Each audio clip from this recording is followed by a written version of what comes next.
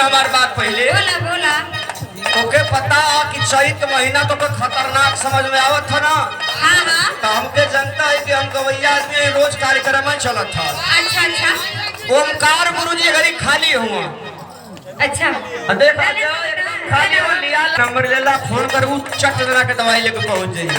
अच्छा ये बात था। हाँ सुना